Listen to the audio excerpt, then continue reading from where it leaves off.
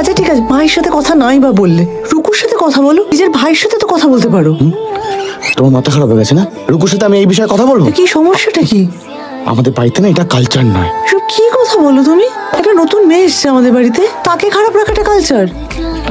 দেখো আমি সত্যি জানি না নন্দিনী কি বলছে, কি আমার মাথা কাজ করছে না। আমার শুধু একটাই বক্তব্য, তুমি ভাইয়ের সাথে কথা বলো। ওদের বিষয় ওটা ওরা বুঝে নেবে, আমি ওর সাথে এই নিয়ে কোনো কথাই বলবো না।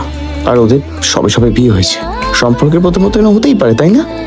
আর থার্ড পার্সন ঢুকলে না যাবতীয় গন্ডগোলটা হয়। মানে তুমি কিছুতেই কথা বলবে না, তাই তো? না, আমি তো বলবোই না, আর তুমি এই বিষয়ে কোনো কথা বলবে না। সেটা আমি বুঝবো। নন্দিনী, তোমার সাথে একটু কথা ছিল আমার। এখন দেরি হয়ে গেছে, আমি ফিরে এসে বলছি। আসবো? তুমি কোথাও বেরোচ্ছ নাকি? হ্যাঁ আমি একটু কথা বলতাম তোমার সাথে। বৌদি, এখন তো খুব দেরি হয়ে গেছে, বেশিক্ষণ লাগবে না। আমি ফিরে এসে বলছি। হ্যাঁ